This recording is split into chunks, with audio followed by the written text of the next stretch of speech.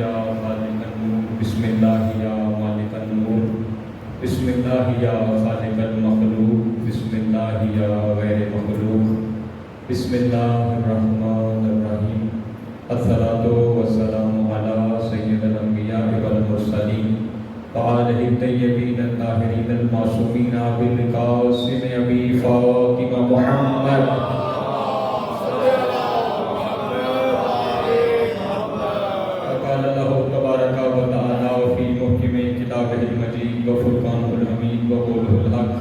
بسم اللہ الرحمن الرحیم انما یرید اللہ لیذھب عنکم الرجس اہل البیت ویطہرکم تطہیرا۔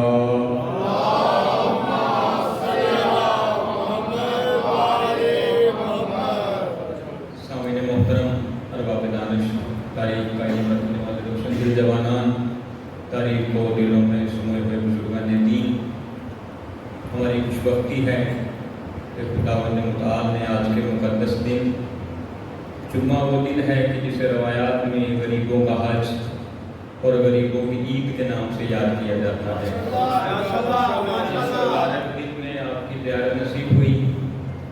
اکثر ہم اپنی محفلوں مجلسوں میں بیان کرتے رہتے ہیں کہ نماز مغربین اور نماز جمعہ کے ساتھ متصل مجالس یہ ملک بھر کا ایک خاص مجمع ہوتا ہے، اور خالصتاً وہ مجمع ہوتا ہے جو نماز پڑھ کے عزاداری کے لیے بیٹھے ہوتے ہیں، کیونکہ ابھی تازہ ہی نماز ادا کی ہوتی ہے، اور پھر ذکر حسین سے اپنے دلوں کو منور کرنے کے لیے یہ لوگ اس محفل اور بزم میں انتظار میں ہوتے ہیں کہ کب ذکر ہم تک پہنچایا جائے۔ تو اس لیے ہم نے اس موضوع کو آج کے لیے انتخاب کیا، یہ ہے کہ فلسفہ نماز کیا ہے۔ ایک مشکل موضوع ہے، لیکن آپ تھوڑی سی توجہ فرمائیں گے انشاءاللہ تو فائدہ۔ چھوٹے چھوٹے بچے بیٹھے ہیں۔ آج کا ایک المیہ ہے کہ ہمارے معاشرے میں ہمارے جوانوں تک کو یہ نہیں پتا کہ شیعہ انسان کے اوپر ایک دن میں کتنی نمازیں واجب ہیں، کتنی نمازیں ایک مسلمان پہ واجب ہیں، پھر ایک دن میں کتنی نمازیں واجب ہیں، پھر ان نمازوں کی رکعتیں کیا ہیں۔ میں آپ کو ایک واقعہ سناتا ہوں۔ ایک شخص اپنے گھر سے چلا 7ویں امام کی بارگاہ میں،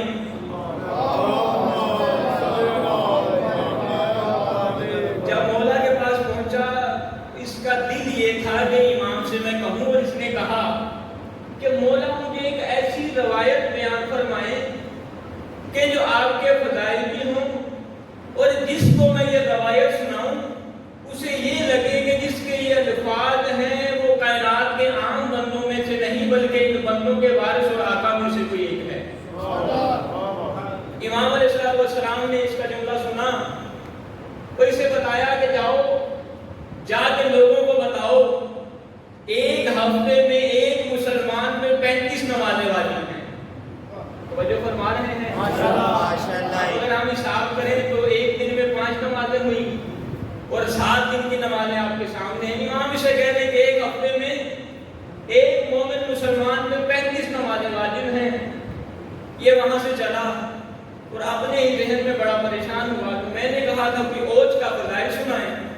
امام نے مجھے کہا ایک مسلمان پہ ہفتے میں 35 نمازیں واجب ہیں، لہذا پھر بھی دل کو تسلی دی، یہ کہنے والے وہ ہیں کہ وہی بیان کرتے ہیں جو رسول نے بیان کیا ہے۔ وقت گزرتا گیا، کچھ وقت پہلے ایک سنی مورخ نے اس بات پہ اعتراض کیا، کبھی آپ کہتے ہیں ہمارا پہلا بھی محمد، حدیث بیان کرتے ہیں ہمارا آخری بھی محمد، ہمارا درمیانہ بھی محمد، یہ کب تک کہتے نہیں جب تک وحی نازل نہ ہو، اور اسی رسول کا کلام یہ نقل کرتے ہیں۔ اس نے کہا تھا اوج کا فضائل بیان کریں، لیکن سرکار نے یہاں کہہ دیا کہ ایک مومن پہ ہفتے میں 35 نمازیں واجب ہیں۔ یہ کہاں کا فضائل اور کہاں کا علم ہے تمہارے اماموں کا؟ علامہ طالب جوہری مرحوم ان کے بلندیہ درجات کے لیے درود پڑھ لیں۔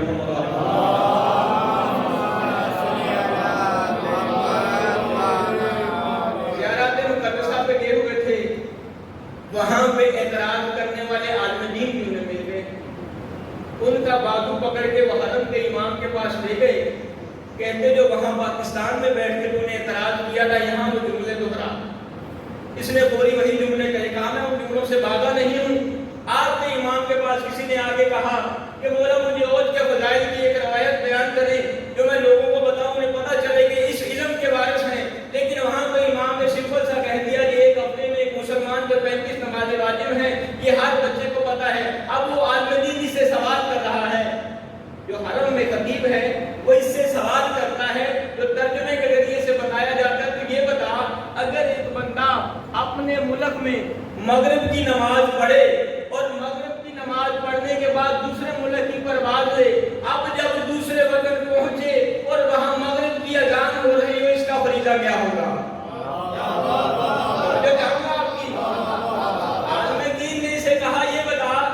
ایک بندہ مغرب کی نماز اپنے شہر میں پڑھے، یہاں سے پرواز کے ذریعے دوسرے ملک جائے، جیسے ہی جہاز سے نکلے پھر مغرب کی اذان ہو رہی ہو، اب اس کا فضیلت اور اس کا معیار کیا ہے، اس کے اوپر چھڑی ہو، اس کا حق بنتا ہے، وہ کیا ہے؟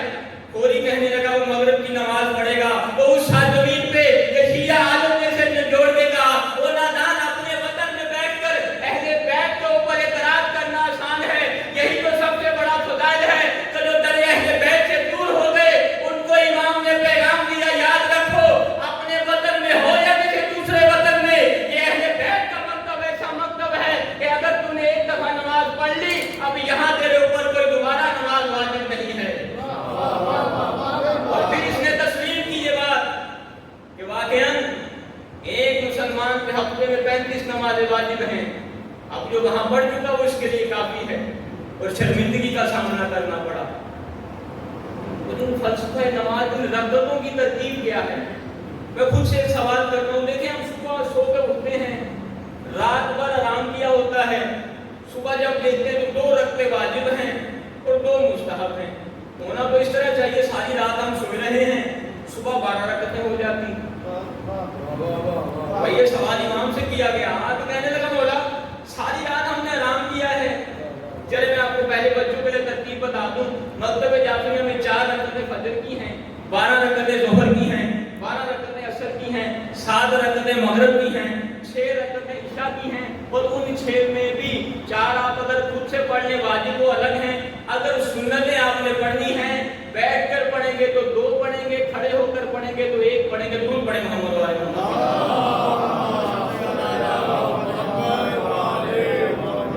اب اس ترتیب کو سامنے رکھتے ہوئے ہونا تو یہ چاہیے تھا ساری رات ہم نے آرام کیا ہے، صبح 12 رکعتیں ہوتی، دوپہر کو ہم مصروف ہوتے ہیں، دوپہر کو 4 ہو جاتی، عصر تک پھر یہی ترتیب ہے کہ بھئی تھوڑا بندہ زیادہ سستی ہوتی ہے اس میں 7 ہو جاتی، لیکن خدا نے کیسی پیاری ترتیب رکھی، صبح بلا کے کہا 2 رکعتیں پڑھو، دوپہر کو کہا 4 پڑھو، عصر تک پھر 4 کہا، مغرب تک تھوڑی رعایت کر کے 3 کر دی، عشاء ٹائم پھر 4 کر دی۔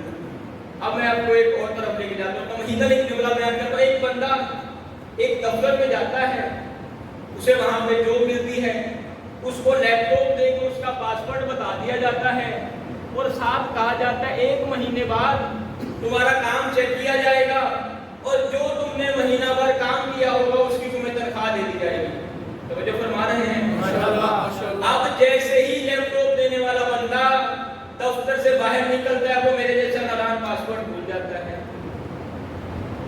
اس نے تو کہا تھا مہینہ بھر کام کرنا، میں آگے کام تمہارا چیک کروں گا، تمہیں تنخواہ دے دوں گا۔ اب اس بندے نے تو آنا 1 مہینہ بعد۔ اب یہاں پہ ایک اور فلسفہ بیان کرتا ہے ان رکعتوں کا، فرمایا جب ایک مومن مسلمان گناہ کرتا ہے، فرشتے قلم اٹھا کے گناہ لکھنا چاہتے ہیں، خدا کی رحمت جلال میں آتی ہے اور کہتی ہے رک جاؤ، پہلی نماز کا کسے مہلت دو، اگر توبہ کر لے اس کے گناہ پر لکھنا۔ پہلی نماز کا وقت گزرتا ہے، پھر انسان کو توبہ نصیب نہیں ہوتی، پھر فرشتے لکھنا چاہتے ہیں، خدا کہتا ہے رک جاؤ، پہلی شب جمعہ تک اسے مہلت دے دو۔ جب پہلی شب جمعہ گزر جاتی ہے پھر اسے توفیق نہیں ہوتی، کہتے ہیں رمضان تک اسے مہلت دے دو، رمضان گزر جاتا ہے پھر توفیق نہیں ہوتی، پھر خدا ملائکہ سے کہتا ہے اسے شب قدر تک مہلت دے دو، شب قدر کو بھی جب مجھے توفیق نہیں ہوتی، پھر پروردگار فرماتا ہے اسے رمضان کی آخری شب جسے چاند رات کہتے ہیں اس رات تک مہلت دے دو۔ وفات الجنان میں جملے نقل ہیں کہ قبیلہ بنو اسد، اس قبیلے میں ہر انسان کے ہزار بکریوں کے ریوڑ ہوتے تھے۔ خداوند متعال کی رحمت اتنی جلال میں ہوتی ہے چاند رات کے وقت، فرمایا کہ خداوند متعال ان قبیلے کی بکریوں کے بالوں کے برابر مسلمانوں کو جہنم کی آگ سے عذاب کرتا ہے۔ اب دونوں چیزیں آپ کے ذہن میں ہوں کہ گناہوں کو کب تک مہلت دی جاتی ہے؟ اس بندے کو پاسورڈ دیا، وہ پاسورڈ بھول گیا، بس خدا نے یہ ترتیب رکھی کہ یاد رکھو رات بھر اگر تم سوئے رہے ہو، تم نے کوئی گناہ نہیں کیا، بس 2 رکعتیں پڑھ لو، تمہارے لیے کافی ہے۔ پھر صبح ہوئی، صبح کو ہماری زندگی کے معاملات بڑھنے لگے، جب معاملات بڑھنے لگے اسی رفتار سے ہمارے گناہوں کی دلدل بھی بڑھنے لگی۔ کہا دوپہر کو آؤ، 12 رکعتیں پڑھ کے اپنے آپ کو پاک کر لو۔ پھر جب دوپہر کا وقت آیا اس میں ایک ٹائم کا کھانا شامل ہو گیا۔ اب کھانے میں کون لوگ ہیں جو دیکھتے ہیں یہ حلال ہے، یہ حرام ہے، یہ کہاں سے آیا ہے، اس کا کون سا ادا ہے، اس سے زکات نکلی ہے یا نہیں، ہر کھانا کھایا جا رہا ہے۔ پھر فرمایا کہ عصر کی 12 رکعتیں پڑھو کہ وہ کیفیت جو تمہارے اوپر طاری ہوئی ہے، اگر ایک لقمہ بھی حرام کا جسم میں اترا ہے تو اتنی ایکسرسائز کر لو کہ وہ تمہارے جسم کا حصہ نہ بن سکے، یعنی کہ اتنی نماز ادا کر لو کہ وہ تمہاری اس کی جو ہے رکاوٹ ہے وہ تم سے دور ہو جائے۔ اور شام کو پھر جب دیکھتے ہیں تو وہی ہماری شام کو جسم میں سستی آنا شروع ہو جاتی ہے، گناہوں کی طاقت کم ہو جاتی ہے۔ دیکھا اگر ہم نے دوسرے شہر جانا ہو، عصر کا وقت گزر جائے، ہم فوری کہتے نہیں کل جائیں گے، لہذا گناہوں کا بھی یہی ترتیب ہوتی ہے۔ تو عصر وقت پھر وہ مغرب کی رکعتیں کم کر دی، اور اسی طرح شام کو عشاء کے بعد تم نے بستر پہ جانا ہے، خدا نے یہ ترتیب رکھی کہ تم جو ہے 6 رکعتیں پڑھ لو، اپنے آپ کو پاک کر کے بستر پہ چلے جاؤ، اور اگر بستر پہ جا کے اہل بیت کی محبت دل میں لیے ہوئے ایک دفعہ الحمد پڑھ لو گے، تمہارا بستر نہیں بلکہ جنت کے باغوں میں سے ایک باغ بن جائے گا۔ آواز بلند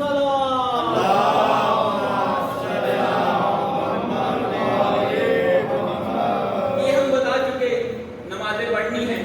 ہمارے مکتب میں نماز نہ پڑھنے والے سے تو بات ہی نہیں ہے نا۔ فرمایا جو نماز کو حقیر سمجھتا ہے وہ ہم میں سے نہیں۔ اب پڑھتے ہیں جو لوگ نماز پڑھتے ہیں اپنی کی بات کرتے ہیں، نمازیں پڑھنے والوں کی کیا کیفیتیں ہیں؟ 6 کیفیتیں ہیں، اور ادھر سے پلے صراط کے گزرنے والوں کے 6 ہی طبقات ہیں۔ پہلے وہ بیان کرتا چلوں تاکہ آپ یہ سننے کے لیے آمادہ ہو جائیں۔ فرمایا بروز حشر پلے صراط سے لوگ ایک گروہ اس طرح گزرے گا کہ جیسے بجلی کی گرج ہوتی ہے، یعنی اس طرف کھڑے ہیں پل پہ ایک لمحے کے لیے بجلی کی گرج کی طرح لگیں گے اور گزر کے جنت چلے جائیں گے۔ یہ وہ ہے جو عام روٹین میں آپ کو بیان کیا جاتا ہے کہ ایک گرج کی طرح زمین پہ لگیں گے پلے صراط پہ اور گزر جائیں گے۔ دوسری رفتار گھوڑے سے کی رفتار، جیسے تیز گھوڑا دوڑتا ہے اس رفتار میں لوگ دوڑ کے پلے صراط سے گزریں گے۔ تیسری رفتار جیسے عام انسان دوڑتا ہے۔ چوتھا پہ فرمایا کہ جیسے جو بچہ جو ہے پاؤں اور گھٹنوں کے بل چلتا ہے، اور اس کے بعد فرمایا کہ وہ اس کے بعد والا بندہ بہت آہستہ سا جیسے پرندے، یعنی یہ اشرار زمین پر ہلتے اس طرح۔ اور آخری قسم فرمائی کہ پلے صراط ان کے ہاتھ میں ہوگا، یعنی پلے صراط پہ لٹک رہے ہوں گے، ابھی جہنم ان سے کچھ لے گی اور کبھی جہنم ان کو کچھ دے گی۔ سوال کیا اگر مولا یہ جہنم کچھ دے گی اور دے گی کیا ہے؟ فرمایا ایک دفعہ جہنم کی آگ اوپر کی طرف بڑھے گی اور ان کی ٹانگ یعنی ایک حصہ اتار کے دے جائے گی، یہ جہنم کا ان سے کچھ لینا ہے، اور جہنم کبھی ان کو کچھ دے گی، وہ ایک دفعہ آگ اوپر بڑھے گی، ایک بہت سارا آگ کا گولا ان کے پیٹ میں رہ جائے گا، لہذا جہنم اس طرح انہیں کچھ دے گی۔ اب یہ ہم نے تعلیم کرنا ہے کہ پلے صراط کس نوعیت میں پار کرنا ہے، وہ بجلی کی گرج کی طرح گزرنا ہے، وہ گھوڑے سے کی رفتار سے گزرنا ہے، لہذا ہم کس طرح یہ اس کی میجرمنٹ اور پیمائش کر سکیں کہ ہم کس رفتار میں گزریں گے۔ تو فرمایا انسان کی نماز کے بھی 6 حالتیں ہیں۔ صادق آل محمد امام علیہ السلام فرماتے ہیں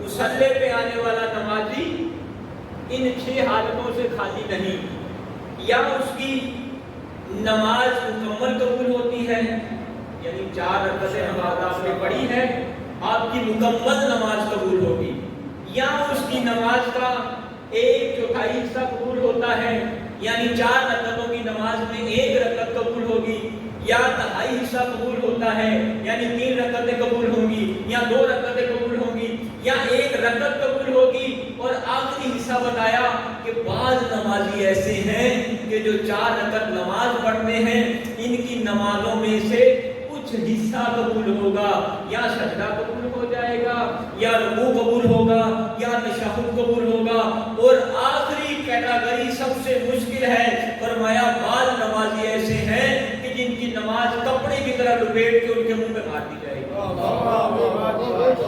اب یہ دیکھیں، دونوں چیزیں سامنے رکھیں، وہ 6 قسمیں کل سے گزرنے کی، یہ 6 قسمیں نماز کی، جتنی بہتر نماز ہوگی اتنا بہتر طریقے سے ہم پہلے صراط کو عبور کر سکیں گے۔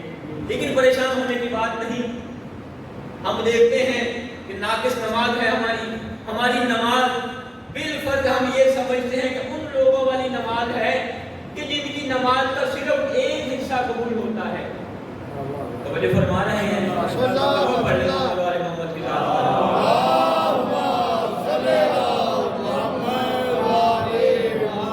بالفرض کہ ہم ان لوگوں میں شامل ہیں کہ جن کی نماز کا فقط ایک حصہ قبول ہوتا ہے، تو سرکار فرماتے ہیں اگر کوئی شخص ایک نماز میں کامل رکوع بجا لاتا ہے تو وہ کائنات کی تمام چیزوں سے افضل ہے جن پر سورج کی روشنی پڑتی ہے۔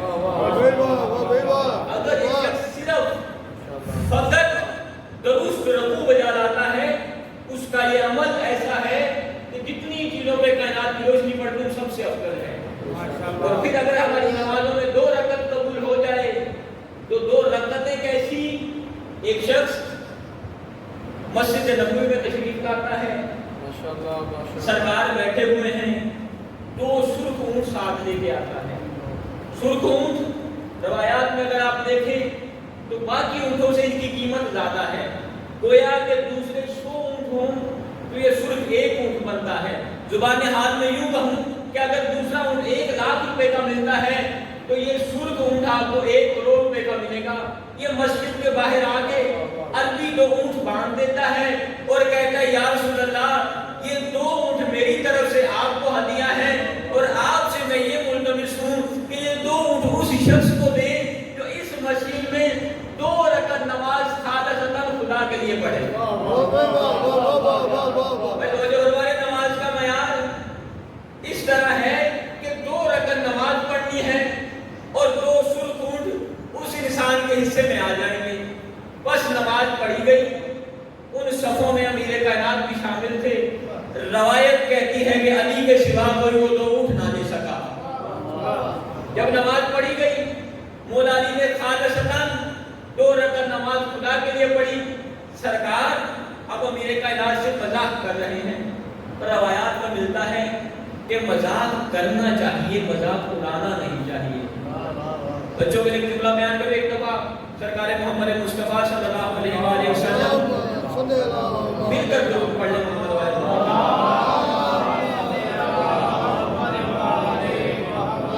اور ساتھ امیر کائنات بیٹھے ہیں، کھجوریں کھا رہے ہیں۔ اب امیر کائنات اس طرح کھجوریں کھا رہے ہیں کہ کھجور خود کھاتے ہیں اور گٹھلیاں جو ہے رسول خدا والی کٹوری میں رکھے جا رہے ہیں۔ توجہ فرما رہے ہیں، سرکار اور امیر کائنات بیٹھے ہیں، مولا علی کھجوریں خود کھا رہے ہیں، اس کی گٹھلیاں جو ہیں رسول خدا کے سامنے رکھے جا رہے ہیں۔ کچھ وقت گزرتا ہے تو یہ کہتے ہیں یا رسول اللہ دیکھیں آپ نے اتنی ساری کھجوریں کھا لی ہیں۔ سرکار پلٹ کے کہتے ہیں یا علی میں نے اتنی فقط کھجوریں کھائی ہیں، لیکن تم نے جتنی کھجوریں کھائی ہیں 7 گٹھلیاں بھی کھا گئے ہو۔ اس طرح یعنی کہ مذاق کریں لیکن کسی کی توہین نہ کریں۔ اب نماز پڑھائی گئی، امیر کائنات نے 2 رکعت نماز پڑھی، وہ اونٹ امیر کائنات کے حصے میں ہو گئے۔ سرکار نے پھر مذاق کیا یا علی ان کو تو نہیں پتا، لیکن نماز کے دوران ایک خیال تو تمہارے ذہن میں بھی آیا تھا، یا علی ایک خیال تو تمہارے ذہن میں بھی آیا تھا۔ سرکار تو امیر کائنات سے مذاق کر رہے ہیں لیکن دوستان بڑے خوش ہوئے اگر ہمیں نہیں ملے تو اونٹ علی کو بھی نہیں ملیں گے۔ کہا یا رسول اللہ بیان فرما دیں کہ نماز کے دوران میرے ذہن میں کون سا خیال آیا تھا۔ کہا یا علی اونٹ دینے والے نے یہ شرط رکھی تھی کہ یا رسول اللہ یہ 2 اونٹ اس شخص کو دیجیے گا تو 2 رکعت نماز خالصتاً خدا کے لیے پڑھے، اس کے ذہن میں کوئی دنیا کا خیال نہ آئے، لیکن تیرے ذہن میں ایک خیال آیا کاش کہ یہ 2 اونٹ مجھے علی کو مل جائیں۔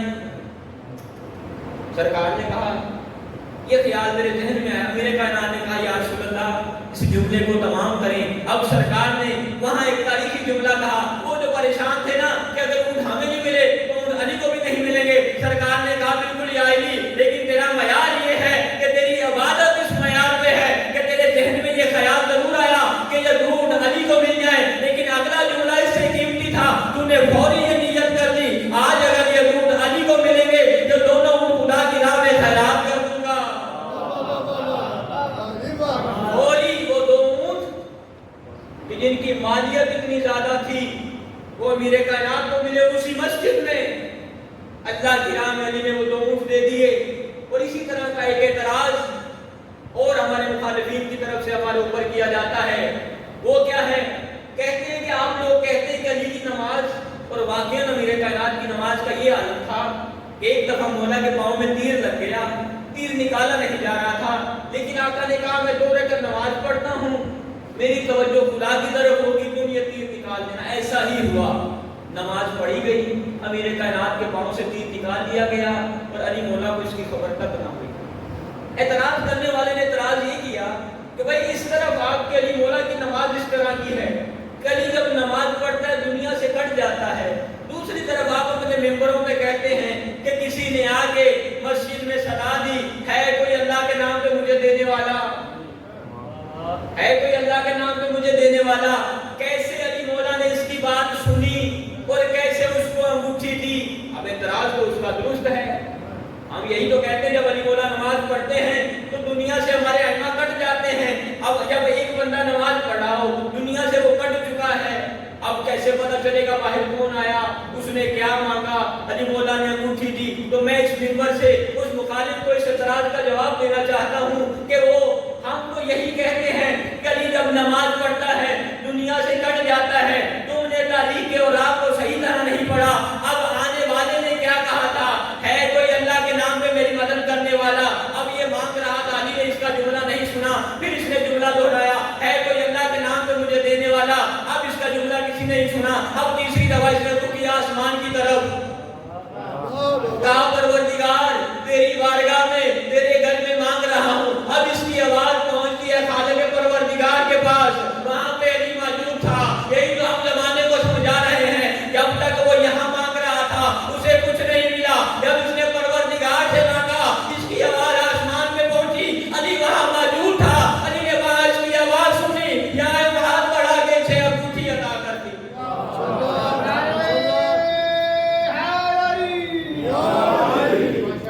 یعنی کہ اہل بیت کی نماز اس قدر قیمتی نماز ہے, جب وہ نماز پڑھتے ہیں تو دنیا مفیہا سے کٹ جاتے ہیں. ایک مومن کی نماز واقعاً تھوڑی توجہ کرنی چاہیے. اس نماز پہ جب آپ عمل کریں گے تو دوست احباب رہاں جا چکے ہیں, وہاں اہتمامی نماز ہوتا ہے. نماز سے پہلے وضو کر کے بیٹھا جاتا ہے, اذان کا انتظار کیا جاتا ہے, اذان کا جواب دیا جاتا ہے, اذان اور اقامت خود سے کہی جاتی ہے. ایک شخص شادیگار محمد کی بارگاہ میں آتا ہے, درود پڑھنے سارے مل کے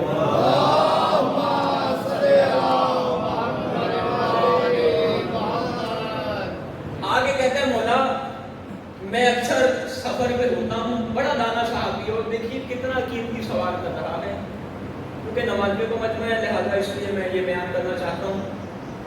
کہنے لگا مولا میں اکثر سفر پہ ہوتا ہوں اور ایسی جگہ ہوتا ہوں جہاں نماز جماعت میسر نہیں ہوتی. میں چاہتا ہوں آپ مجھے کوئی ایسا عمل بتائیں میں فرادہ نماز پڑھوں لیکن مجھے ثواب جماعت والا ملے. صحابی امام ہے, اس کا معیار دیکھیں کس معیار پہ سوال کر رہا ہے. مولا سفر پہ ہوتا ہوں, نماز جماعت میسر نہیں ہوتی, کوئی ایسا عمل بتائیں کہ جو عمل میں کروں اور مجھے ثواب ان نماز جماعت والوں کا ملے. سرکار فرماتے ہیں اپنی نماز سے پہلے اذان اور اقامت کہہ دیا کر, تمہارا ثواب اس سے کئی گنا بڑھ جائے گا. کہتا ہے مولا وضاحت فرمایا جب کوئی شخص اپنی نماز سے پہلے یعنی فرادہ نماز پڑھ رہا ہے اذان اور اقامت کہے, خدا ہر جملے کے بدلے اس کے پیچھے ایک ایک فرشتوں کی صف بھیج دیتا ہے. اذان اور اقامت فرادہ نماز پڑھنے, اذان اور اقامت جو شخص پڑھے گا خداوند متعال اس کی اذان اور اقامت کے ہر جملے کے بدلے اس کے پیچھے ایک فرشتوں کی صف بھیج دے گا، اور اس فرشتے کی صفوں کی لمبائی مشرق سے مغرب وہ اس کے ساتھ نماز ادا کریں گے، اور ان کی تمام نماز کا ثواب اس کے نام اعمال میں لکھ دیا جائے گا۔ سپیکر والی اذان وہ کافی ہے، یہ والی اذان جو ہوتی ہے یہ صرف ایک پیغام ہے، دعویٰ ہے۔ کوشش کریں، آپ نے دیکھا ہے اکثر جو بزرگ علماء ہیں وہ کوشش کرتے ہیں اب یہاں تو اذان جو باہر ہو رہی ہے یہاں پہ اس کے ساتھ ہی اقامت کو منسلک کرتے ہیں، اس کو پوری بار نماز ادا کرواتے ہیں۔ اگر فرق آ جائے بہت زیادہ تو کوئی حرج نہیں ہے، اسپیکر والی اذان کے علاوہ آپ اپنی اذان کہیں، اس کے بعد ایک قدم آگے یا پیچھے ہو جائیں، پھر اپنی اقامت کہیں، اور اس کے بعد بلا فصل جو ہے گفتگو کیے بغیر آپ اپنی نماز پڑھیں، انشاءاللہ آپ کو یہ ثواب حاصل ہو جائے گا۔ پھر نماز کا معیار کیا ہے؟ ان 6 قسموں میں اگر ہم دیکھتے ہیں، ہماری بالکل ناقص نماز ہے تو اہل بیت کی نماز کیسی نماز ہے؟ 2 شخص مجھ جیسے کہ جن کے نامہ اعمال میں کوئی چیز نہیں، ایک آدمی دن کا خواب بیان کرتا ہوں، روز حشر لگا ہے، فرشتے ان کو کہتے ہیں چلو جہنم۔ 2 بندے ہیں، فرشتے ان سے کہتے ہیں چلو جہنم، یہ کہتے ہیں ہم جہنم نہیں جائیں گے۔ اب فرشتے ان کو کہتے ہیں کہ ہم جہنم بھی نہیں جائیں گے، یہ بندے ان کو کہتے ہیں، اور فرشتے ان سے کہتے ہیں تمہارے نامہ اعمال میں کوئی نیکی نہیں، اور تم کہتے ہو ہم جہنم نہیں جائیں گے۔ فرشتے پلٹ کے انہیں کہتے ہیں کہ یاد کرو ساری زندگی میں کوئی نیکی کی ہو۔ جب یہ جملہ کہا جاتا ہے تو بڑے خوش ہوتے ہیں، دل ہی دل میں ایک دفعہ یہ جملہ دہراتے ہیں کہ ہم نے تو ساری زندگی علی علی حسین حسین کیا ہے۔ اب فرشتوں سے جب ان کا شور شرابہ بڑھتا ہے کہ ہم جہنم نہیں جائیں گے، تفسیر حسن عسکری میں یہ الفاظ جو ہیں وہاں درج ہیں، فرمایا یہ کہتے ہیں ہم جہنم نہیں جائیں گے۔ امیر کائنات ان سے مخاطب ہوتے ہیں، کہتے کیا معاملہ ہے؟ کہا مولا ان کے نامہ اعمال میں کوئی نیکی نہیں، جہنم یہ جا نہیں رہے۔ علی کہتے اگر میری 2 رکعتیں انہیں دے دو ان کا مسئلہ حل ہو جائے گا۔ امیر کائنات کی نماز کی 2 رکعتوں کا ثواب ان کے نامہ اعمال میں ڈال دیا جاتا ہے۔ اب یہ چلتے ہیں جنت کی طرف، جب یہ جنت میں آتے ہیں تو دیکھتے ہیں یہاں سما ہی جدا ہے، تمام انبیاء صفوں میں کھڑے ہوئے ہیں۔ جیسے ہی یہ اندر آتے ہیں نا، اب ان کو تو ذہن میں یہ سوچتے ہیں کہ یہاں والوں کو کون سا پتا ہے کہ باہر کیا ہوا ہے۔ اسی طرح نا ہم سارے لوگ ایسے ہی کرتے ہیں کہ یہاں والوں کو کیا پتا باہر کیا ہوا ہے، بس یہ آگے بڑھتے ہیں تو حضرت آدم آگے بڑھ کے کہتے ہیں وہ 2 رکعت نماز کا ثواب ہمیں دے دو، ہماری ساری زندگی کے اعمال لے لو۔ گویا تمام انبیاء، حضرت ابراہیم، حضرت نوح، حضرت یونس، تمام انبیاء یہی آفر کرتے چلتے ہیں، چلتے چلتے سرکار محمد مصطفیٰ صلی اللہ علیہ وآلہ وسلم کے پاس جب پہنچتے ہیں، اب سرکار ان سے مخاطب ہو کے یہ کہتے ہیں یہ نہ سوچو اور یہ خیال مت سوچنا کہ میں بھی ان انبیاء کی طرح کہوں گا تو علی کی 2 رکعت کا ثواب مجھے دے دو اور یہ میری زندگی کے اعمال لے لو۔ نہیں نہیں، صرف یہ بتاؤ وہ جو حدیث قصہ کی آخر میں پڑھتے تھے وہ سچ ہے یا نہیں ہے کہ یا علی وہ روز حشر یا تو کامیاب ہوگا یا تیرے شیعہ کامیاب ہوں گے۔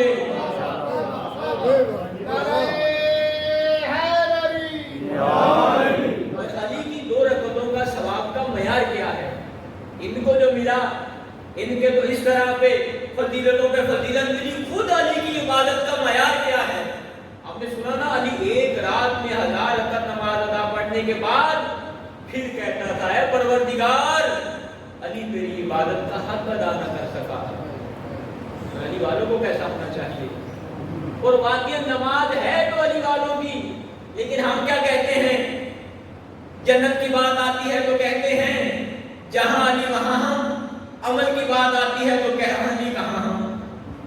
کہتے ہیں نا جی، جب کہتے ہیں وہی امیر کائنات 1000 رکعت نماز پڑھتے تھے ہمیں پڑھنی چاہیے، کہتے جنت کی بات آتی ہے تو کہتے ہیں کیونکہ جنت میں مولا علی ہوں گے جہاں علی وہاں ہم۔ عمل کی بات آتی ہے تو کہتے ہیں وہ لوگ 1000 رکعت نماز پڑھتے تھے کہاں علی اور کہاں ہم۔ لیکن در حقیقت تو اسی طرح ہے کہ نماز ہے تو علی والوں کی، دوسرا جتنی مرضی نمازیں پڑھیں، شاعر کہتا ہے حب علی نہیں تو سن لو نمازیو۔ نمازیوں سے مخاطب ہو گئے، شاعر نے 2 مصرے کہے، شاعر کہتا ہے حب علی نہیں تو سن لو نمازیو، سجدے کا داغ داغے ندامت سے کم نہیں۔ نماز ہے تو علی والوں کی، وہ روز حشر لگا ہوگا، منادی ندا دے گا آئینہ زین العابدین، تمام انبیاء، تمام وہاں پہ موجود ہوں گے، کسی میں جرت نہیں ہوگی، دوبارہ منادی ندا دے گا، آئینہ زین العابدین، کہاں ہے عبادتوں کی زینت؟ روایت کہتی ہے آپ کے اور میرے چوتھے امام خرامہ قدم چلتے ہوئے آگے بڑھیں گے، گویا زمانے کو بتائیں گے کہ پورے محشر میں اگر کوئی عبادتوں کی زینت ہے تو وہ حسین کا بیٹا علی ہے۔ اور جب علی مولا خود اپنی دعاؤں میں کیا مانگتے ہیں، کتاب آخر المقال میں لکھا ہے، سید سجاد ہاتھ اٹھاتے ہیں اور کہتے ہیں پروردگار کاش مجھ سجاد کو وہ میرے جد علی کی ایک رکعت میسر آ جائے۔ یعنی کہ اس منصب پہ فائز بندہ بھی یہ حسرت کرتا ہے کاش مجھے علی کی 2 رکعت میسر ہو جائے۔ اور نماز ہے ہی علی والوں کی، نماز اس معیار پہ ہے نماز۔ اب دیکھیں نماز واجب ہے ہر انسان پہ، لیکن خود نماز کے اندر بہت سارے مراحل ہیں۔ آپ دیکھتے ہیں جب روایات پڑھتے ہیں یا قرآنی آیات پڑھتے ہیں، وہاں ہمیں فلسفہ نماز کے نام سے کچھ نہیں ملتا، بلکہ آداب صلاۃ کے نام سے یا آداب نماز کے نام سے بہت ساری روایات ملتی ہیں۔ اب ان روایات میں اگر آپ جائیں گے تو امام زین العابدین علیہ السلام فرماتے ہیں کہ اگر کوئی شخص خلوص کے ساتھ، واجب نمازوں کے علاوہ بات ہو رہی، خلوص کے ساتھ 2 رکعت نماز قربتاً اللہ ادا کرتا ہے تو خداوند متعال اس کی ساری زندگی کے گناہوں کو معاف کر دیتا ہے، مگر 2 رکعت نماز۔ اور اگر کوئی انسان درست سجدہ کرتا ہے تو اس کے بارے میں فرمایا جاتا ہے اس کی پیشانی سے نکلنے والا نور عرش خدا سے پہلے کسی چیز کے سامنے رکتا نہیں ہے۔ سجدے میں سر جھکانے کی بات ہے، اور عزیزان ہمیں تو نماز نہیں چھوڑنی چاہیے۔ تاریخ کا مطالعہ کریں، میں مصائب نہیں پڑھ رہا، کیسی کیسی نمازیں پڑھی گئی ہیں، علی مولا نے کیسی نماز پڑھی ہے، کچھ دن پہلے آپ نے سنا کہ خود علی کہہ رہا ہے بیٹا حسن مجھے چھوڑ پہلے نمازیوں کو نماز پڑھا۔ جناب زینب عالیہ نے اسے کچھ ہاتھ بندے ہیں نمازیں ہوئی، اور آقا حسین کی نماز، غروب حشر، عصر عاشور، جنگ ہو رہی ہے، صحابی آگے مولا سے کہتے ہیں مولا وقت نماز ہے، مولا کو بھی پتا ہے لیکن ہمیں سمجھانے کے لیے امام کیا کہتے ہیں، خدا تجھے غروب حشر نمازیوں میں شمار کرے۔ گویا اس مشکل وقت میں، اس مشکل گھڑی میں کائنات کا امام اگر کسی کو یہ دعا دے رہا ہے خدا تجھے نمازیوں میں شمار کرے، گویا کہ کوئی بہت بڑا منصب ہے نمازیوں کا۔ نماز علی والوں کی قضا نہیں ہونی چاہیے۔ ابھی اسی سال ماہ مبارک رمضان میں حرم مبارک حضرت معصومہ کم سلام اللہ علیہا میں آپ دین نے تاریخی جملہ کہا، ہم علی کا نام لینے والے ہیں، ہاتھ باندھ کے کہتے ہیں مولا یا علی ہم شرمندہ ہیں، 2 مصرے کہتا ہے مولا ہم شرمندہ ہیں کہ یا علی اس 30 40 50 60 سالہ زندگی میں ایک دن تیری مرضی کے مطابق نہ گزار سکے۔ اور اگلا جملہ کہتا ہے یا علی ہمیں معاف کرنا، تیرے نمک خوار ہیں، تیرا صدقہ کھا کر ایک نماز تجھے ایسی نہ پڑھ سکے۔ چلتے ہیں ذکر مصائب کی طرف۔ عباس بھائی بڑے محلے میں آدھی رات کو آگ لگ جائے نا، سارا محلہ اکٹھا ہوتا ہے، اور جس گھر میں آگ لگی ہونا سارے مل کے اسے کہتے ہیں ارے میرے بھائی کیا ہوا؟ اور آسان کرو، کسی بوڑھے باپ کا جوان بیٹا مر جائے نا، 2 3 4 سال تک لوگ افسوس کرنے آتے ہیں اور آگے ایک ہی جملہ کہتے ہیں ارے میرے بھائی اس مرنے والے بیٹے کو کیا ہوا؟ اور آسان کرو، چھوٹے چھوٹے بچے تو جا رہے ہیں نا، ایک بچے کا 5 روپے کا سکہ گر جائے نا، 60 والا بچہ اس کے کاندھے پہ ہاتھ رکھ کے کہتا ہے ارے میرے بھائی کیا ہوا؟ لیکن کیا کہنے، وہ میر صاحب نے بڑے کمال جملے کہے، عصر عاشور حسین نے جب کوئی افسوس کرنے نہیں آیا نا، دکھ بھرا بیان کیا، حسین کہتے عباس مر گئے، علی اکبر جدا ہوا، ہم سے کسی نے یہ بھی نہ پوچھا کہ کیا ہوا، لٹ گیا پردہ زینب، علی اصغر سوا ہوا، ہم سے کسی نے یہ بھی نہ پوچھا کہ کیا ہوا۔ میں کہتا ہوں آقا آج جمعے کا دن ہے، یہ اس مسجد میں بیٹھ کر تیرے से पूछते हैं, आका बताएं ना आपके अब्बास के साथ क्या हुआ, आपकी ज़ैनब के साथ क्या हुआ, आपके असगर के साथ क्या हुआ। आका हमें बताएं ना कि वो अब्बास की आंख में तीर कैसे लगा। आका हमें बताएं ना वो किस तरह आपकी बहनों की रिदाएं छीनी गई। आका हम आपसे सवाल करते हैं, आपके असगर को तीर कैसे लगा। आका हमें बताए ना कि अली अकबर ने आपसे कैसे इजाजत मांगी। अल्लाह सारी रात ये तैयारियां होती रही, इनके मुख्तलिफ लश्कर आते रहे। एक लम्हा पास आते अली अकबर की तरफ, अली अकबर का मसाइब पढ़ना है, सेनों को आमादा करे। ये दो मसाइब ऐसे हैं ना, जब पढ़े जाते हैं ना, सकीना का मसाइब तो हुसैन खुद पुरसा लेने आते हैं, और जब अली अकबर का मसाइब पढ़ा जाए, एक बीबी आ जाती है, तुम्हारी सफों में घूम रही होती है, एक जगह बैठ के कहती है, फला अज़ादार यहाँ बैठ के रो रहा था, फला अज़ादार यहाँ बैठ के रो रहा था।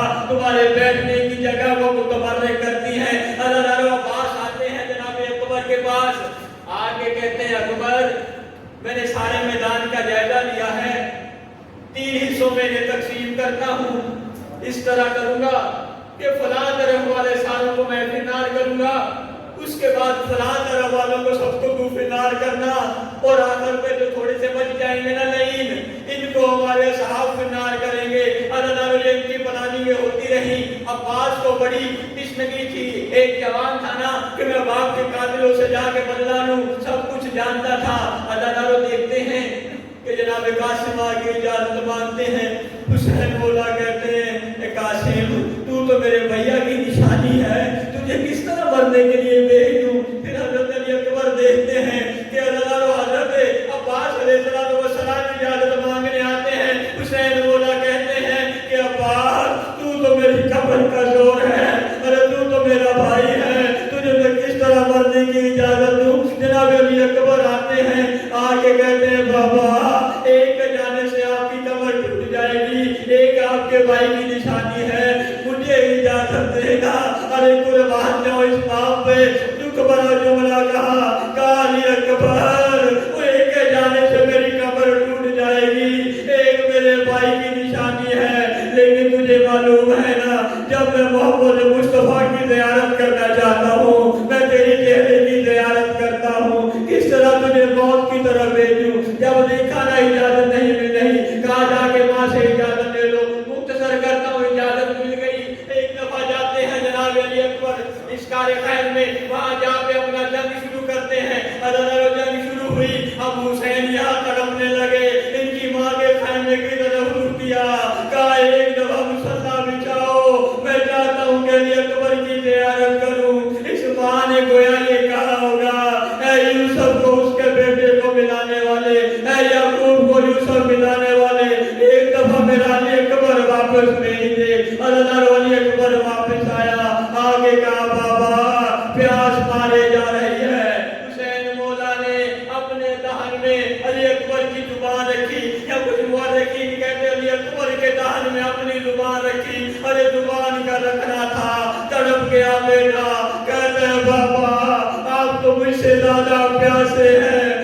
ये जुमले कहने थे। हुसैन ने वहां बेबसी का दोहा पड़ा, कहा अकबर तू उस वक्त आया है कि जब बाबा तुझे पानी तक पेश नहीं कर सकता। अरे जा के इनसे जंग कर, तुझे नाना से राम करने आएंगे। अल्लाह चलते हैं। जनाब अली अकबर जंग करना शुरू की। जब इन लाइनों ने देखा ना कि ये अब्बास का शागिर्द है, अब्बास की तरह जंग कर रहा है, एक लाइन ने कहा ये इस तरह तुम्हारे काबू नहीं आएगा, सारे मिलके हमला करो। अब इन्होंने हमला किया, किसी ने कहा वो खैमा गाँव में आग लग गई। अली अकबर ने रुकू इस तरफ किया, एक लाइन ने सीने में बर्छी मारी, यहाँ पे अकबर जीन से जमीन पे आया, उधर से हुसैन को नजर आना बंद हुआ। आवाज दी अकबर मेरा लाल मुझे आवाज दो, अरे तेरी आवाज के सहारे तेरी लाश पे आऊं, बस खत्म करता हूँ। अल्लाह कोहनियों के सहारे अली अकबर के लाशा पे पहुंचे हैं हुसैन। आगे रुकी आसमान की तरफ, नाना रसूल अल्लाह आप भी आइए, आका हमारी जद इब्राहिम भी आइए। इनाम दिया जी। आके देखिए क्या मेरी आंखों पे पट्टियां तो नहीं है, या मेरे बेटे के हाथ पाँव बंधे